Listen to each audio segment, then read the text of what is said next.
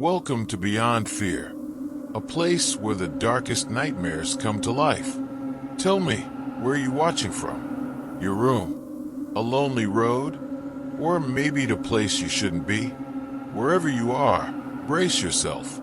What you're about to hear is not just a story. It's someone's real-life horror.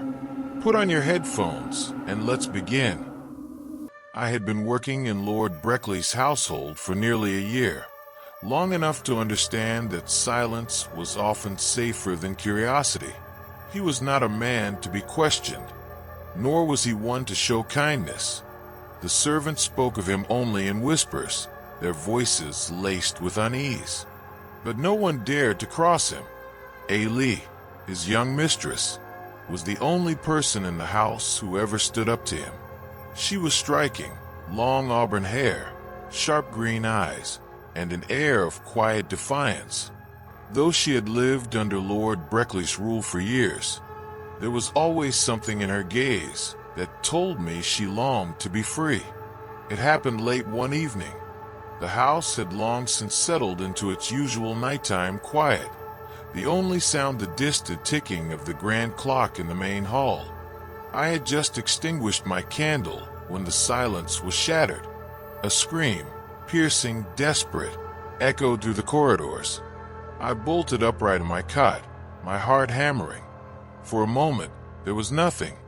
Then muffled shouting, followed by a heavy thud. I wasn't the only one who heard it. Other servants were stirring, their hushed voices seeping through the thin walls. We gathered at the base of the grand staircase, staring upward. Lord Breckly's door was closed, but something felt wrong. Then the door creaked open. Lord Breckly stepped into the dim candlelight. His face was shadowed, but his breathing was heavy. He ran a hand through his disheveled hair, his fingers trembling slightly. "She tripped," he said flatly, his voice devoid of emotion. Nothing more. No one moved. No one spoke. But we all knew he was lying. The next morning, Ailee did not come down for breakfast. The kitchen, usually bustling with the morning routines of the servants, was unnervingly quiet.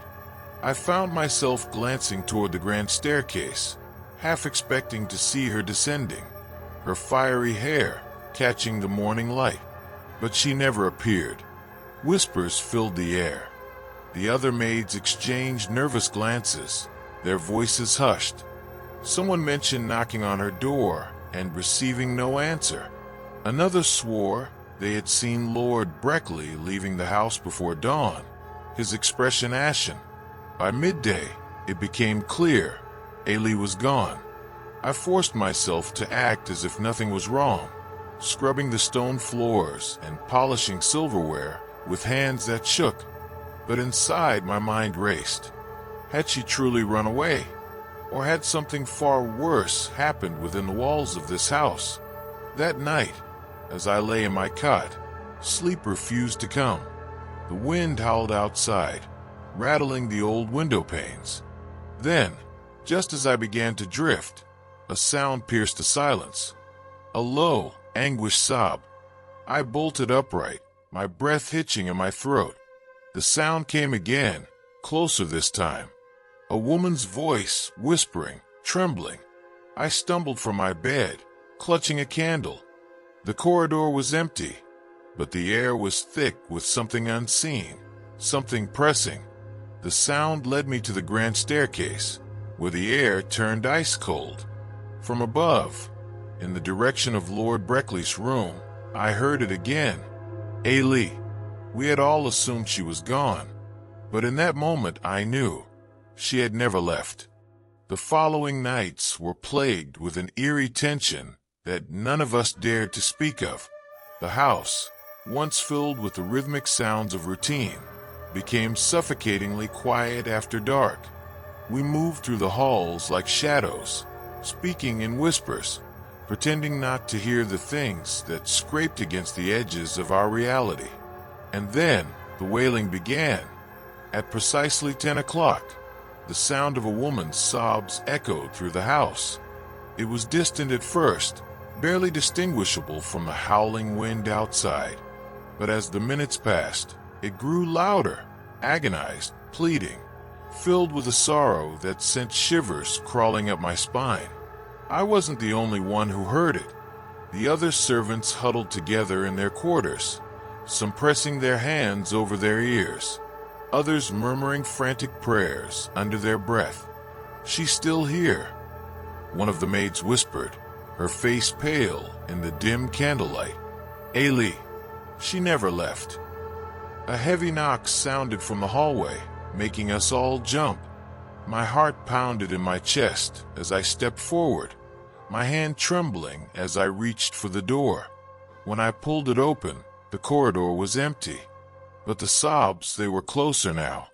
I turned toward the grand staircase, drawn by an unseen force. My breath hitched as I looked up. At the top of the stairs, in the flickering glow of the gas lamps, stood a figure. Ailee. Her face was shrouded in darkness, her long hair falling in damp strands over her shoulders. Her dress, once pristine, was torn and dirt-stained, but it was her eyes that made my blood run cold, hollow, lifeless, filled with something beyond pain.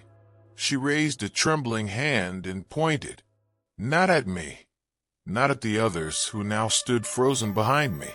She pointed toward Lord Breckly's door, and then, with a final, shuddering sob, she disappeared. It was just past midnight when I felt it, an oppressive silence that seemed to settle around the house like a thick, suffocating fog. The air felt heavier, and I could almost hear the tick of the old clock on the wall, its hands moving slower than usual. I had just gotten out of bed, having trouble sleeping after what had happened earlier in the evening. But this feeling, this strange sensation of something lurking just outside my line of sight, wasn't something I could ignore. At first, I brushed it off. Maybe it was just the stress of everything. Maybe it was just the house creaking under its age, or the wind pushing against the windows. But then I heard it, a faint tapping sound, as if someone was gently knocking on the door. It wasn't a normal knock. It wasn't even a knock at all. It was soft, deliberate, almost purposeful. I froze. My breath caught in my throat. The sound repeated, 3 slow taps, spaced out evenly. My heart raced as I slowly made my way to the door, not sure if I was being paranoid or if something was genuinely wrong. I reached the door, my hand hovering over the knob. The tapping had stopped. In its place was an eerie, suffocating stillness. I glanced through the peephole, seeing nothing but the empty street, dark and quiet under the dim streetlight. I didn't know whether to feel relieved or more unsettled. Still, something inside me urged me to check the door just one more time. But before I could move, I heard it, closer this time. A whisper, barely audible, but distinct. "Let me in." I pulled away from the door, my mind racing. There was no way I was opening that door, not after hearing that. I backed away, my pulse pounding in my ears, unsure of what was happening. Who was outside? Why had they come here? The silence returned, but now it felt like a presence, an oppressive force pressing against the door, just waiting for me to make a mistake. I stood there for what felt like an eternity, staring at the door, my heart thudding in my chest. The whisper, "Let me in," kept echoing in my mind. It wasn't a voice I recognized. It wasn't anyone I knew. But the words, they were unmistakable. I glanced at the clock on the wall, 2:13 a.m. Time felt distorted, as if the night had stretched on endlessly. I didn't want to move, didn't want to even breathe too loudly in case it triggered whatever was on the other side of the door. Then, suddenly, the door handle began to turn. My body went rigid. My mind screamed at me to do something, to run, to hide, to call for help, but I couldn't make myself move. I was paralyzed by fear, watching the knob twist slowly, deliberately, as if someone, or something, was testing its strength. The door creaked under the pressure, and I stepped back instinctively, my back hitting the wall. My eyes darted around the room, searching for something, anything, to defend myself with. But the only thing I could reach was a lamp. The door slowly inched open. I could barely see anything through the small crack that was left, but I felt it, the presence.